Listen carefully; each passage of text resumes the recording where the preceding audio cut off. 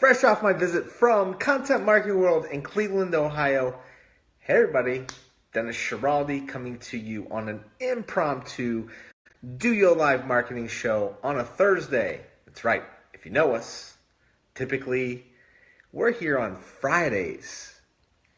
But I'm so excited because this week is Content Marketing World. The week after Labor Day is always reserved for really the Super Bowl of marketing conferences in Cleveland, Ohio. Joe Pulizzi, the 2016 keynote at DOYO Live, holds his big marketing conference, CM World, in Cleveland, Ohio. Attracts 3,500 to 4,000 people from around the world. It's just a really awesome event.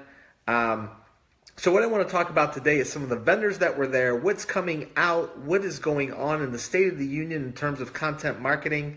I want to talk to you a little bit about the talking heads of marketing. That's right, the Mount Rushmore people, the people that have made it, the rest of us people following those people in my interactions and getting big timed. That's right. Also want to talk a little bit about tech. Tech was an underlying theme at that event. And we're going to talk a little bit about sales. This is going to be a little bit of a rant episode. That's right. I'm going to bring it today. So anyway, thank you for dropping by. Deanna, thank you so much for dropping by. Mr. Fajak, going to get you on another DOYO Live here soon. So in any case, where I want to begin. I want to begin with the coolest vendor of the day at Content Marketing World. So you're talking about, again, 4,000 people, 100 or so vendors that are in the vendor pavilion, all networking, hanging out, talking marketing, watching marketing nerds run around and get very content marketing-y, right? Again, we love Joe Pulizzi. Love what obviously he meant to DOYO Live. So I love going to that event. But as I went from vendor booth to vendor booth, there's a lot going on in the marketing technology space. We know it's like a $5 billion industry. And so it's an awesome opportunity to be able to connect with a lot of these businesses that you see online in person. And you cross that digital chasm, which is really cool. There's some interesting downsides and upsides to evaluating technology. But the coolest booth, the coolest vendor of the day is absolutely hands down Flipboard. Amazing. How many people like Flipboard? Raise your hand, hit the like, share that with a friend. We have a Flipboard magazine. It's called the Youngstown Digital Marketing Magazine on Flipboard. And what I've done with that is basically have the classes that I teach at Youngstown State University. We have done a year, actually 2-year-long curation strategy of finding trade publications in marketing, entrepreneurship, business, PR, communications, so all the top reads like Social Media Today, the Amy Porterfields of the world, who I did not meet at Content Marketing World, but I did meet some others. Those types of publications, the DOYO Live publication, and we take those articles and we flip them into that marketing magazine, which was really cool about Flipboard, is that their people were at the conference and they're there today as well. It's a very simplistic booth, red couch, take a picture, but I had a very interesting conversation. And it was just very warm and endearing, which is one of the things that I really liked about them. They were genuinely interested in my business and use case on how I'm using Flipboard. I can't say that for all the organizations across the space. It seemed like a lot of businesses, for whatever reason, like lose steam at these conferences. And it was like literally only day one. The energy is just sucked out of people. They should be there. They should be excited. They should be wanting to engage with you. But instead, they kind of just get into that blind blur of there's a ton of people here. It's going to be a long day. It's going to be a long 2 days. And really didn't feel like there's a lot of energy being brought. But the Flipboard people were amazing. That coupled with the fact that when they heard the use case scenario for how I'm using Flipboard in an educational setting, but really it goes much beyond educational because of the fact that we're sharing curated content in an elegant solution like Flipboard, they were very interesting. And I think that we're going to end up doing some pretty cool things with and potentially an interview on Flipboard. So I'm looking forward to connecting with them and their people. Percolate, another very cool vendor. They're an enterprise play for content marketing, not a CRM, but act as a project management activation analytics tool in content marketing space for big marketing teams that are dispersed across different areas. I really, really enjoyed connecting with their sales leader, Joe Brunner. Joe's a great guy, very knowledgeable about the product. And what's interesting, in a very highly technological environment, in a technological sale, there's always going to be a product sales specialist, a technical component to it, like a solutions architect. It's basically a solutions-based sale that expands over a lot of different departments, decision makers, long sales cycles, big dollar amounts. But the salesperson should be knowledgeable about the solution that they're talking about, or at least be dangerous enough. And that's what I was so impressed with Joe. He's a VP of sales, a seasoned veteran, a big fan of barbecue as well, which speaks directly to my heart or my stomach. And had an amazing meal, by the way, in Cleveland at Mabel's, a Michael Simon restaurant, with DOYO Live sponsor at Purple Films. That's actually not at Purple Films. You can't at my words. It's Purple Films. And got together with one of their people, video storytelling component. They did video for Content Marketing World as well. Got together at Mabel's on East 4th. Had an amazing dinner.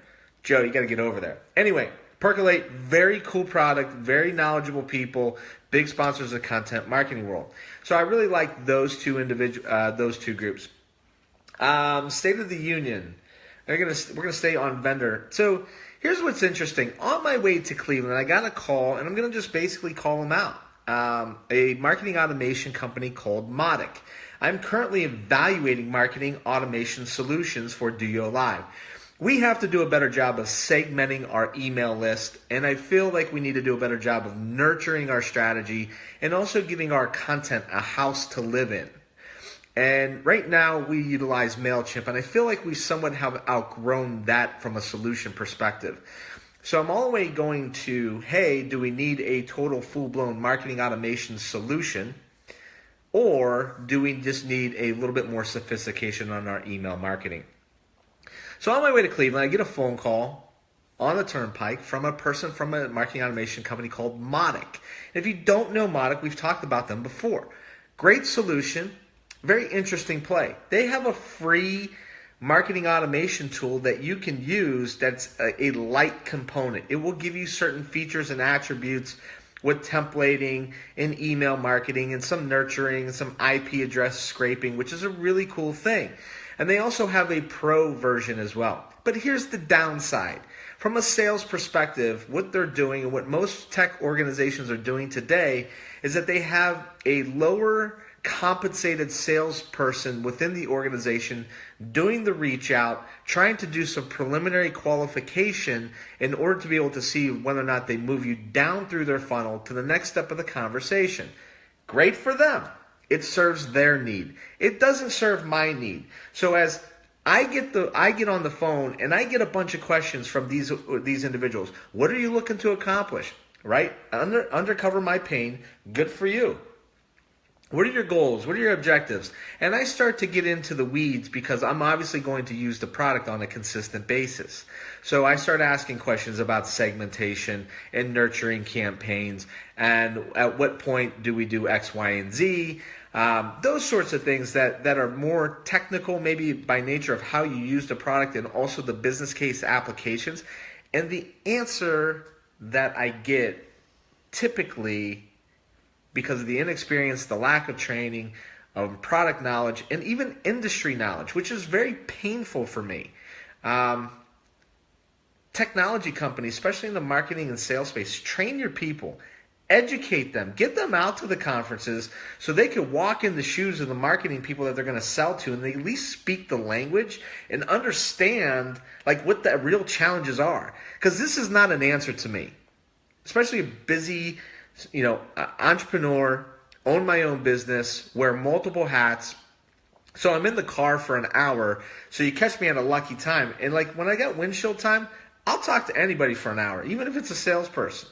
So I start asking questions. The answer that I get back is, well, I can set up a meeting to talk with our product specialist and they can help you answer the questions. Okay, great.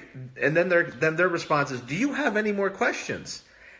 And I'm sitting here thinking to myself, yes, I do, and I'm going to ask, but you're going to say that the product specialist is the person I'm really going to need to speak with.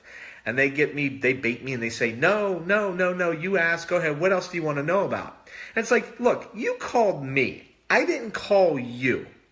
And now you sit there and kind of give me the, like, what do you need speech?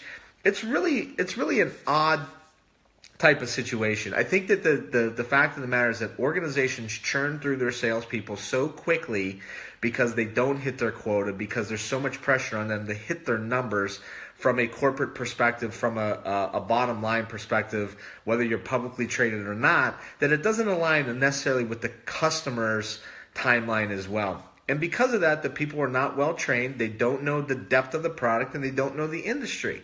So when I start asking questions, they really can't answer them. So it's just a bunch of bullshit. Like, either study your program, study your craft, put your people out, or don't bother.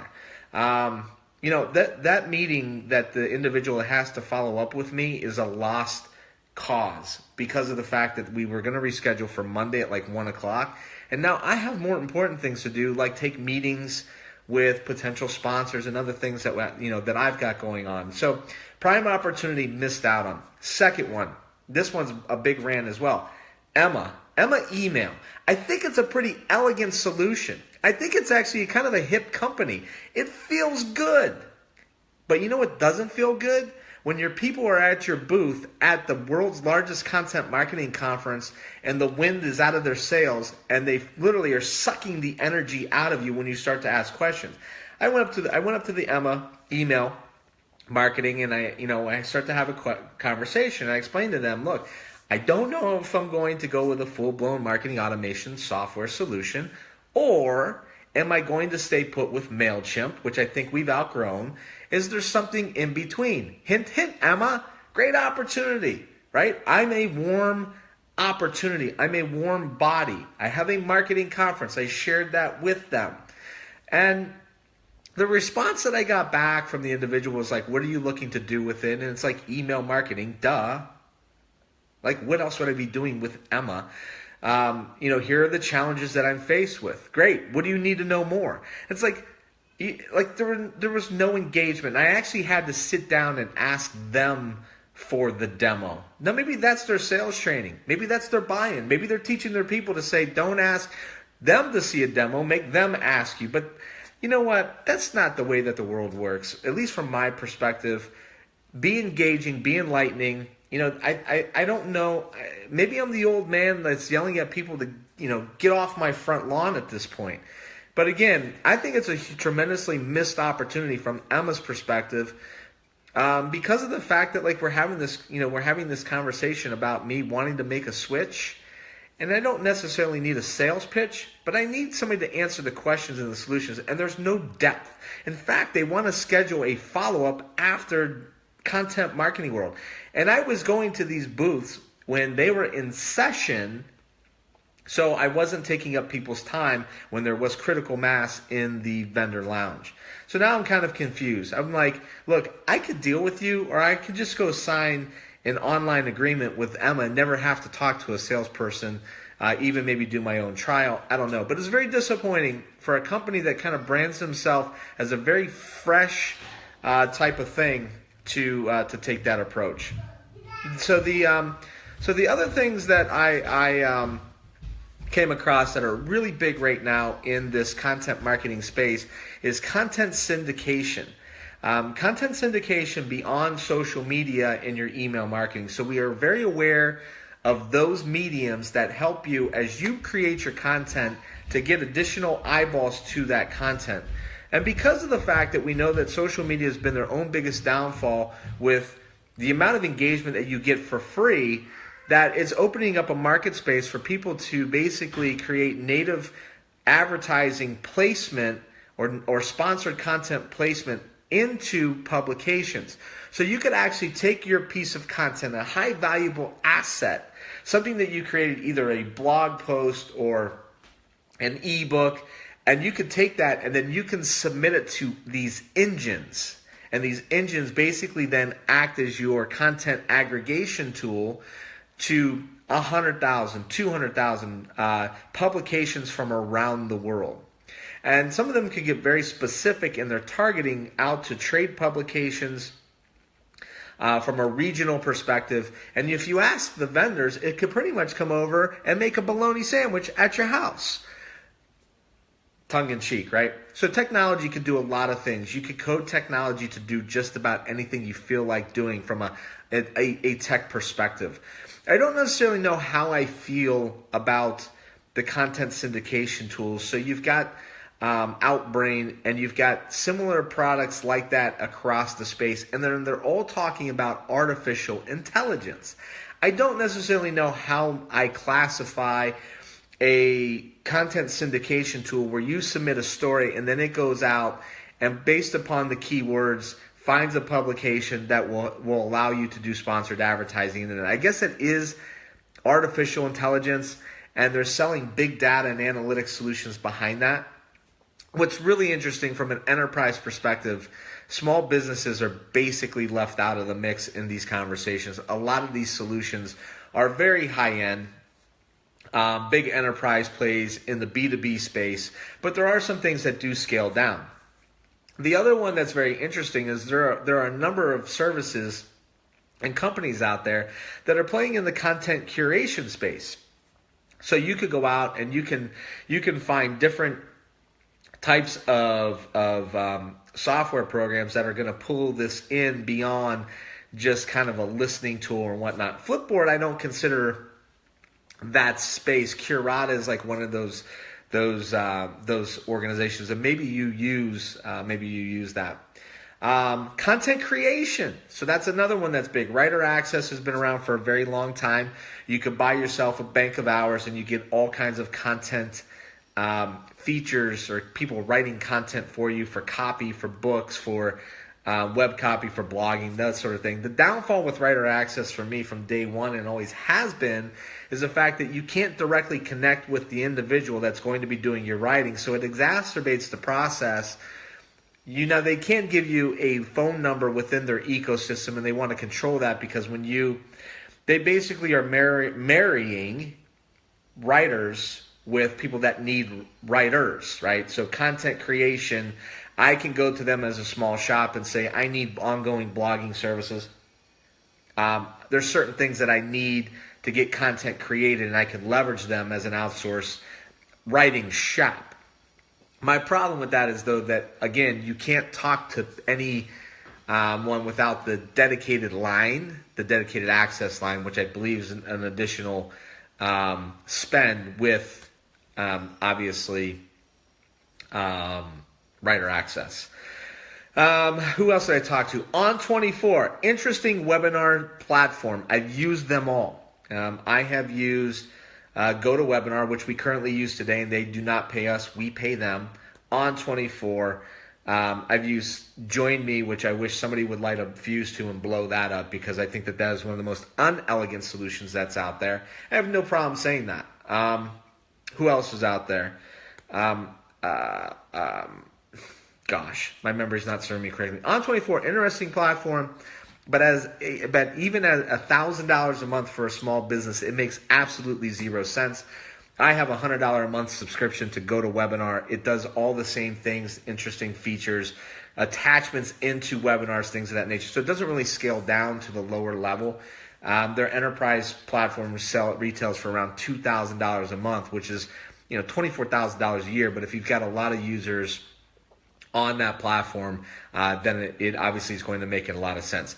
Another business that I thought was winning at Content Marketing World is called TrackMaven. They do a lot of interesting analytical things, but they had this really neat, you throw spaghetti at a wall and see what sticks. And the reason that they do that is obviously they're taking the spaghetti out of the wall conversation, which I got. And the analytics that they drill into, they can help you identify your users, your insights.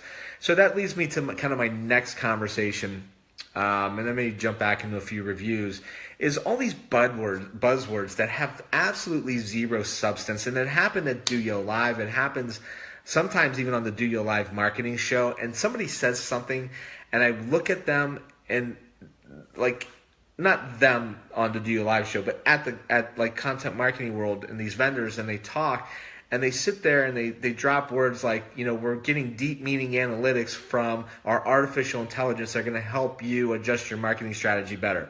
Like, what in the hell did you just say without, like, you said something, but you said nothing? So, I get it. We all have these genres. We all have these things that we say that, like, we're going to glean information, and the information that we glean is going to be implemented into our marketing strategy. And when we implement that into our marketing strategy, that data is going to help us drive decisions. Well, like, what does that mean? It sounds like super smart, super intelligent, but it's again a bunch of bullshit factor. Like, give me a use case scenario. Like, if you're going to tell me that by looking at my analytics and my insights is going to help me improve my content, how do we do that? I'll give you an example. So here at DOYO Live, we have to make a decision as a small organization of how we scale our content. And this isn't just like bullshit talk, right? So here we go. So in order for us to do that, we actually reverse engineer the process, and we go to Facebook Live, and like this episode right here, we will evaluate to see how this performs in our insight on our social media strategy. And based upon the performance of this, it either gets a lot of likes, a lot of views, or it doesn't. And it does somewhat play contingently upon how Facebook's obviously going to share and show things. But for the most part, good content wins out. And if this performs very well, I then make the decision to then repurpose this around the internet. So what I would do, based upon a week or two of looking at the likes, looking at the shares, looking at the comments, looking at the views, looking at the minutes spent watching this, I would download it. I would then upload it into YouTube, repurpose it around the web. I will also take the Facebook portion of this, embed it into my website. As I embed it into my website, I will also make a decision as to whether or not I summarize or I actually pay somebody to transcribe it, investing into that content. Furthermore, I would then take that same piece of content, get as much mileage out of it as I possibly can, and I would then utilize it in my email marketing strategy. Maybe I turn it into a digital guide. But whatever the case, the insights that I'm gleaning are the performance based upon you, the viewer, the end user, telling me how well that performs. You could do the same thing with Google Analytics. You could go back and you could take a look at all of your blog posts for the past year and see which ones have performed very well and which ones have not. You don't need a $10,000 a month tool to analyze the big data analytics and keywords to see what's performing well. Like, Google Analytics does that for free. The extra additional drill down is really cool. It can tell you exactly who your audience is and where they're coming from, and give you more insights to help you make data-driven decisions. But in the same note, you can analyze your top 100 posts on Facebook and look for the patterns within those insights to make your decisions. You can make your decisions on content based upon Google Analytics and the amount of engagement that posts have got, and then utilize those keywords. Like, you could go to Google Trends, you could go to Google AdWords.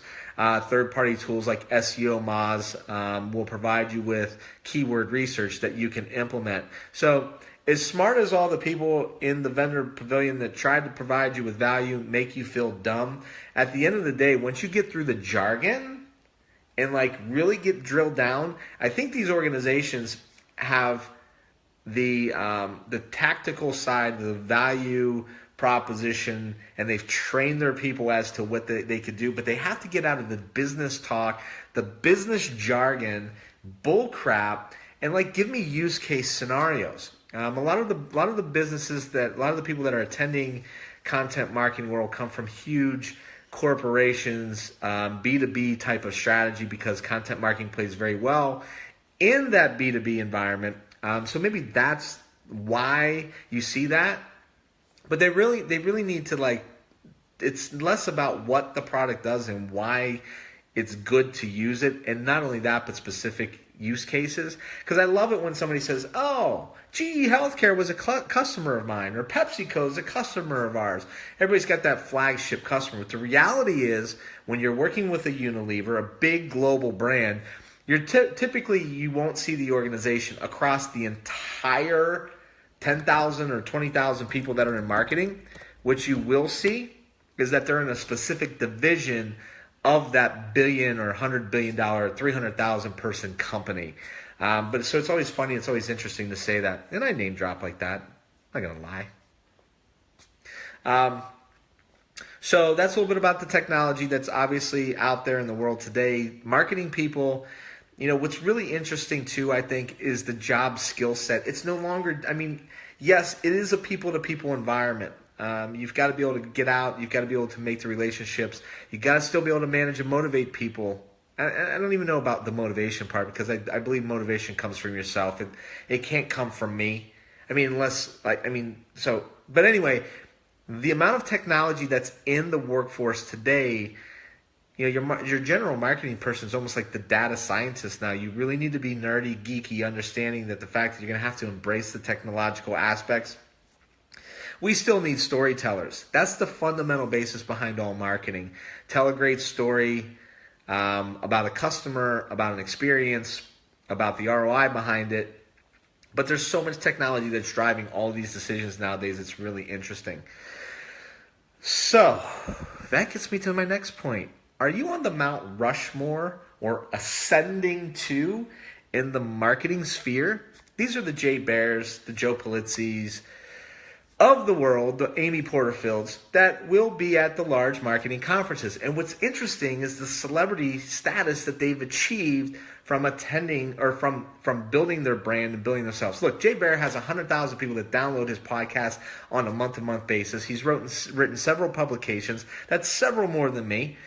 And so they've achieved a certain celebrity status, at least in the marketing world. They have a tremendous amount of following.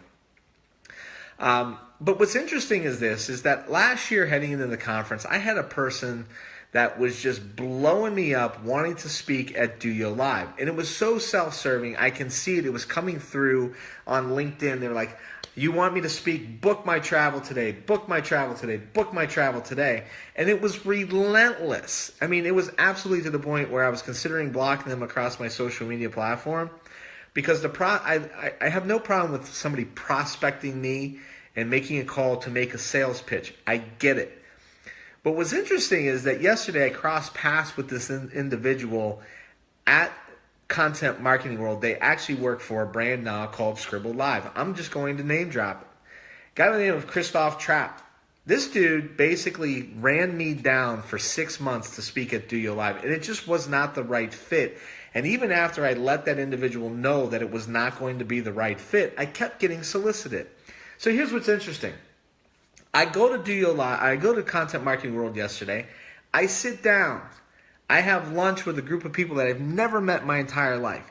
The individual that's sitting to my left, never solicited, we just follow each other on Instagram about a month or two ago, and that digital chasm to in real life had the transition, had the switch over. It's like, hey, I think I know you. And she was, and so the conversation was like, I think I know you from somewhere, and I think we follow each other on Instagram. Maybe you've had these conversations before. And that's where it went. Pretty amazing stuff. So then we get into the conversation, right? And we recognize each other from like just a month of following each other on Instagram. Here's an individual that had basically solicited me for 6 months. I go up to their booth. They have an interesting technology play.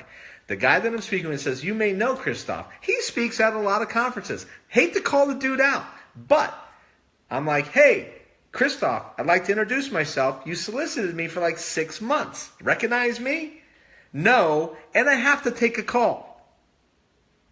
That's the response that I got. My response after that was like, look, dude, you called me for 6 months, emailing me, LinkedIn, hunting me down, telling me about how great of a speaker that you are. Maybe you should just go take that call right now. And I don't want to sound like, it's just like, I don't know how I can call on somebody.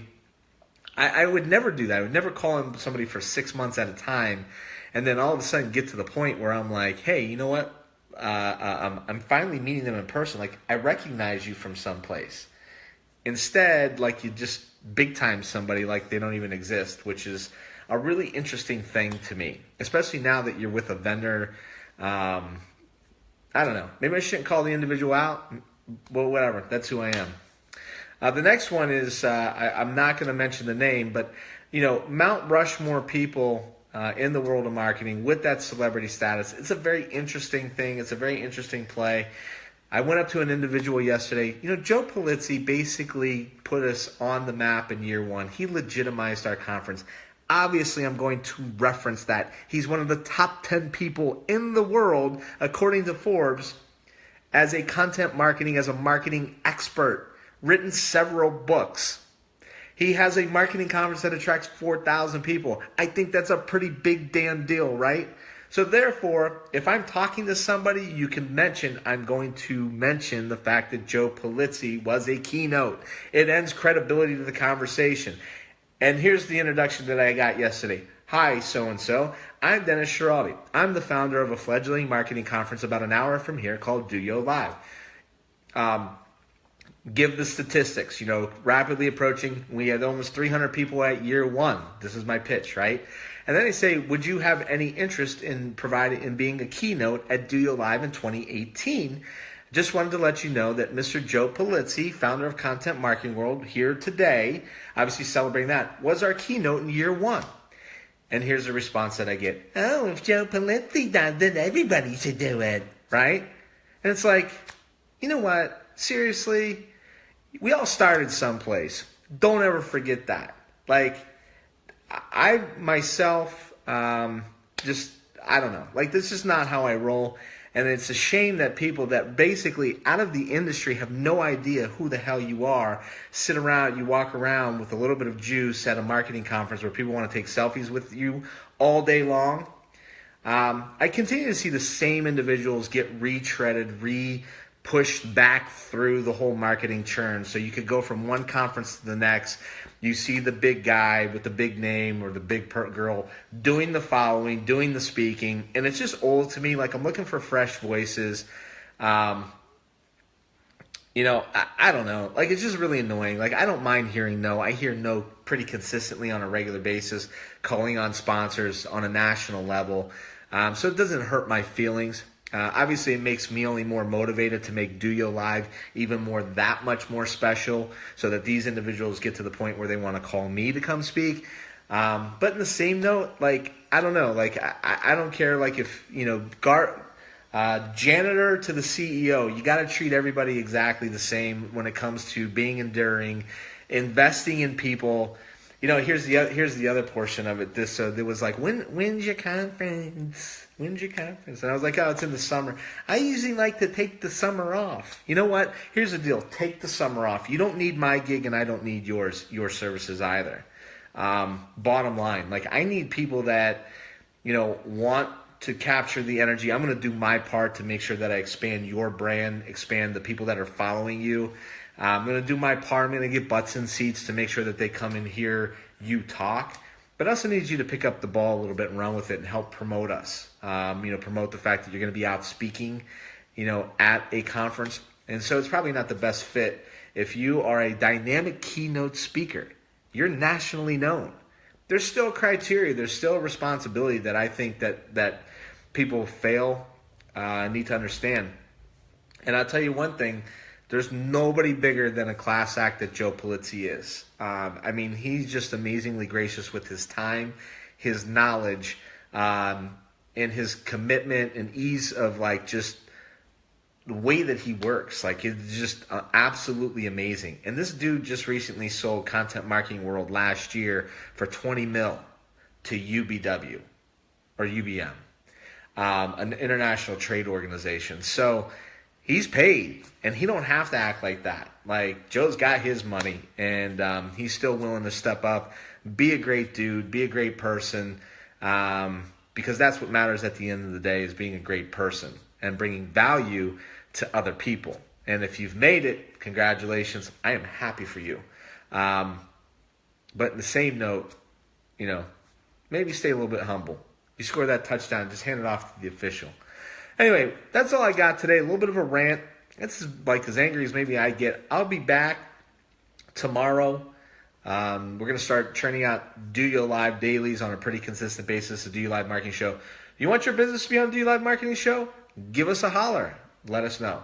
Call for Speakers is currently open, as is year-long sponsorships for DOYO Live in 2018. This has kind of been my rundown of Content Marketing World in Cleveland, Ohio. Great show, great event. It's always awesome when you could get together with critical mass and celebrate marketing from that perspective. So thank you, everybody.